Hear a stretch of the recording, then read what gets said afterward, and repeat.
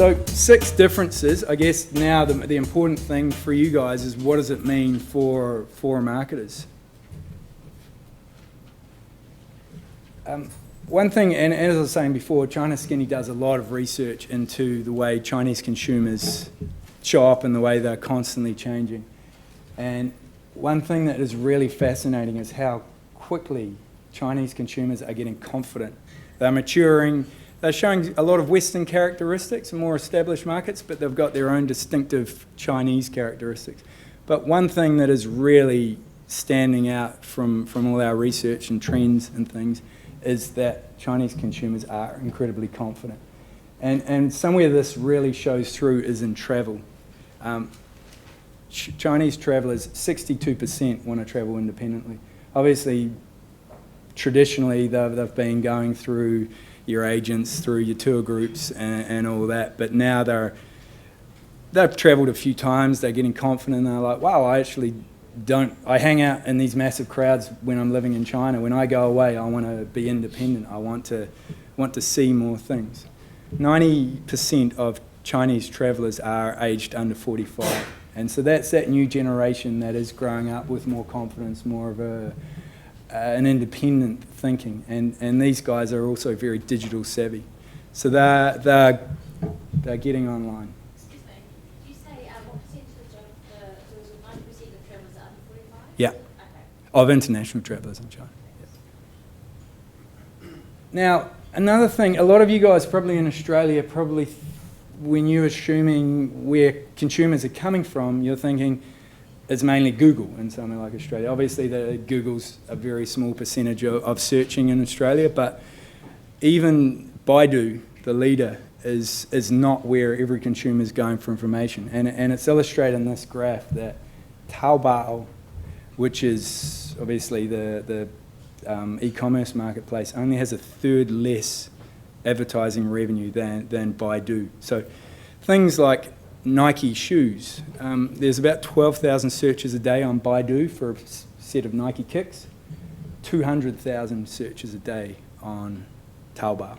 So for certain products, it's definitely they're not just searching on those search engines. You probably want to consider diversifying your search engine strategies and also your optimization. Things like travel, increasingly as they get more confident, they're going to the likes of Ctrip and Qunar and Elong, and they're searching there as opposed to just going directly to Baidu. Constantly changing too, so it's good to keep up. Does anyone know where this place is? Anyone hazard a guess? Very good, yeah. Xinjiang, it is the westernmost province in China. It's entirely landlocked, home to the farthest point in the world from the sea. And it's predominantly Muslim population and overall pretty dry desert landscape like that. On Taobao, the #1 province in China for bikini sales per capita is Xinjiang. So I guess what that illustrates is you probably wouldn't have picked that if you were selling bikinis to Chinese consumers. You'd probably focus around the coastal areas that are travelling a lot and things. But these guys, I don't know what's going on, but they're buying bikinis. And that's a really good kind of example to think, well, e-commerce allows you to reach these markets without spending too much more. And it also kind of gives you an idea of where the demand is coming from. By 2020, 75% of China's 280 million affluent consumers are going to be coming from these smaller cities. They're not in your Shanghais, your Beijings. It's much less competitive. They're already shopping online much more than consumers in your first-tier cities. So a really good way to reach those guys. And also have the masses reach you. Roger spoke about Juwai.com, good Australian company that sells overseas property to Chinese.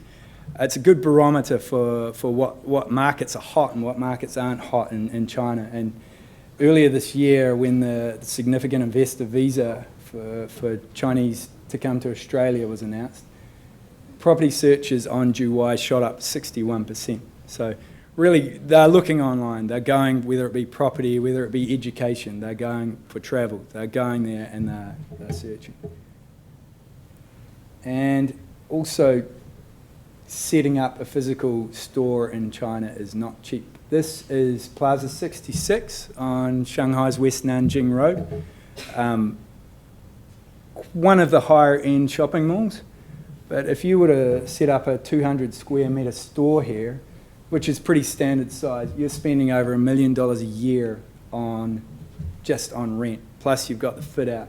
Plus you've got a 10 to 15% turnover fee. In the perfect world, you'd have these stores all over China in those 110 cities. But for most companies, you probably don't have the budget. So again, it comes to e-commerce. You can do it for a fraction of that, and you can reach more than just consumers on West Nanjing Road. We've got some winos here today. If you go into even a fancy bar in Shanghai and you order a $100 bottle of Plonk, there's no guarantee that that bottle of wine is actually going to be the real McCoy. There's fakes, as I was talking about the fake line, there's fakes everywhere in China. There's a massive market for empty spirits and high-end wine bottles in China. They buy these empty bottles and they'll fill them with fake stuff. People don't really trust what they're buying. So with the likes of Tmall, where they've got the guaranteed genuine product, they know that they can buy online and get the real thing. Hence, 47% of wine consumers expect to buy wine online by the end of the decade. Luxury goods, another one where it's all about genuine goods. About 85.4% of luxury consumers in China are open to buying luxury goods online. It's definitely where it's at. So if you've got an authentic premium brand, which I'm sure most of you do, because in China, if you're competing on anything else, but you'll be hammered by price competing Chinese companies. Online is somewhere you can really build that brand and get consumers to buy it. And it also allows you to be nimble. The one consistent thing about China is that it is constantly changing. And things that were hot 6 months ago often still aren't hot in China. You probably just talk to KFC or talk to Apple about they were the pin-up kids a year ago, and now their market share is plummeting, their profits are plummeting in China. One of my favourite examples of being nimble is earlier this year, the first 2.5 weeks in Beijing, it was quite polluted. The air was quite smoggy. And they did a comparison between, you know, the smoking lounges at airports. Everyone kind of runs into the bunker, has a quick puff, and then gets out as quickly as they can. They did a comparison between Beijing and smoking lounges across 16 airports in America. Beijing was 17% worse than these smoking lounges. And obviously you can get out as soon as you finish your cigarette, but in Beijing there's no leaving. So things like face masks soared, 130% growth in January. Everyone was buying face masks. Air purifiers. There was an entrepreneur that sold millions of cans of fresh air. It's huge. And China it's great to be nimble, and the beauty of digital is you can adapt and change and track what's going on, and you can see those trends coming and you can modify what you're doing pretty quickly. And then last but not least is, I'm guessing a lot of you guys, if you're selling products into China, you probably have a distributor, or if you're selling services, you probably have an agent. And whilst some of these agents and distributors are great, they're not always working in your best interests. They may have a dozen of your competitors that they're also selling, or they might just be cowboys.